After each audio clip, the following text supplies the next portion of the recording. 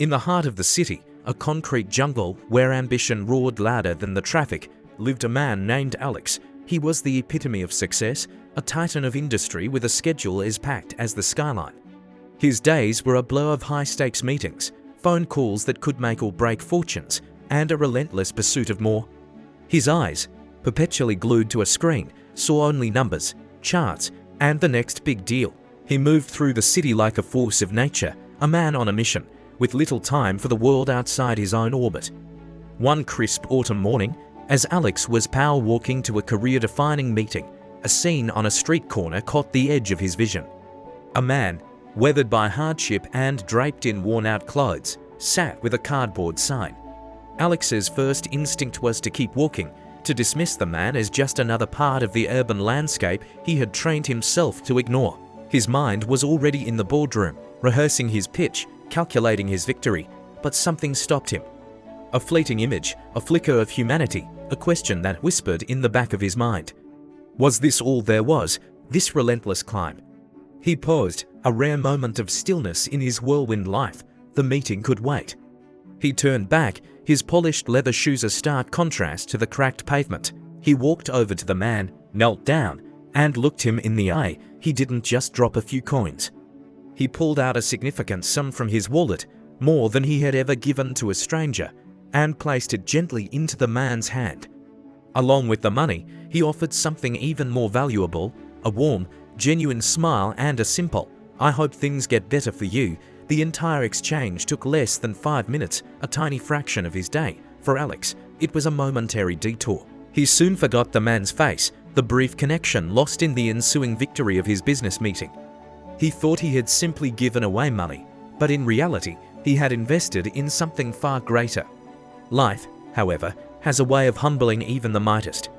The wheels of fortune, which had spun so favorably for Alex, began to turn in the opposite direction. The market shifted, a key investment failed, and a series of bad decisions led to a domino effect of disaster. The empire he had built with sweat and sleepless nights crumbled around him. One day, he was the king of his world. The next, he was just another casualty of the corporate battlefield. The phone that once buzzed with opportunities now stayed silent. The friends who had once clamored for his attention disappeared like ghosts. We see a different Alex now.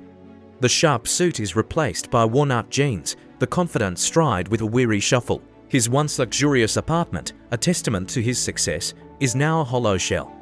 We watch him sell his expensive watch, his designer furniture, the very symbols of the man he used to be. Each sold item is a piece of his identity being stripped away. He hits rock bottom, the vibrant city now feeling like a cold, indifferent monster. He is adrift in a sea of despair. The man who once had all the answers now finds himself with nothing but questions. How did this happen?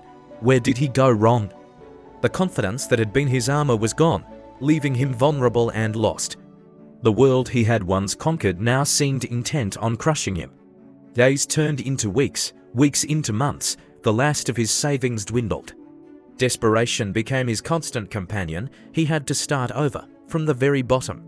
He polished his old resume, a relic from a past life, and started applying for jobs.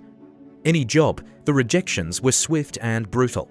Overqualified, they'd say, or worse, they'd see the desperation in his eyes and turn him away.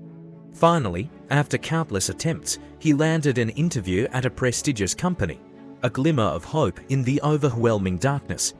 As he walked into the gleaming corporate lobby, he felt like an imposter. His suit, the last good one he owned, felt ill-fitting. His hands were clammy, his heart pounding a nervous rhythm against his ribs. He was ushered into the CEO's office, a sprawling room with a panoramic view of the city, a view he once commanded from his own office. He took a deep breath, preparing to sell himself one more time. He looked up at the man behind the grand mahogany desk, and the world stopped. His breath caught in his throat. It couldn't be. The face was older, framed by a sharp suit and an air of quiet authority. But the eyes were the same. It was the man from the street corner.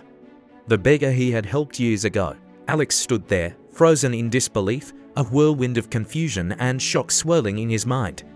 The CEO smiled, a knowing, gentle smile. He stood up and walked around the desk, his presence filling the room. "You don't remember me, do you, Alex?" he asked, his voice calm and steady. "But I remember you. I remember you every single day." He then told Alex his story. He hadn't been a beggar. He had been a millionaire, just like Alex, who had lost everything: his family, his fortune, his will to live. He had hit rock bottom and, in his despair, decided to conduct an experiment. He spent a month on the streets, with nothing, to see if there was any kindness left in the world. He was ready to give up on humanity, to give up on life itself. Day after day, people walked by, the CEO explained, his voice thick with emotion. They looked through me, they ignored me, they judged me. I was invisible, I had lost all hope, and then you came along. You were in a hurry, I could see that. You were a man with important places to be. But you stopped, you looked at me, really looked at me. And you gave me more than just money, you gave me hope. Your act of kindness, that small moment you took out of your busy day, it saved my life. It reminded me that there was still good in the world. It gave me the strength to fight back, to rebuild. He had used that renewed strength to climb back, using his knowledge and a small loan to build a new empire, this time on a foundation of integrity and compassion. The CEO looked at Alex, not with pity, but with profound respect. "I'm not offering you charity, Alex," he said, gesturing to a chair. "I've been following your career. I know what you're capable of. But what I saw that day on the street corner told me something a resume never could. It told me about your character. It told me you are a man who, even at the peak of his success, had the capacity for compassion. That is the kind of person I want by my side." He offered Alex a senior position, a role that would not only restore his career but give him a new sense of purpose. Alex's life was transformed, not just financially, but fundamentally.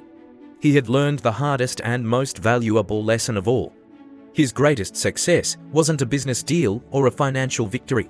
It was that small, 5-minute act of kindness, a moment where he chose courage over comfort and compassion over convenience.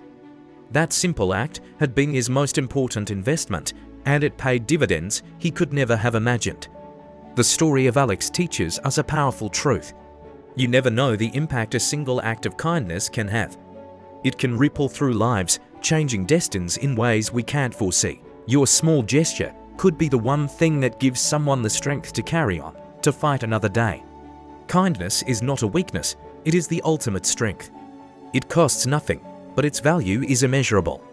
It is a currency that never devalues, an investment that always, eventually, pays you back. Thank you for watching. Remember to be kind, and don't forget to follow for more inspiring stories.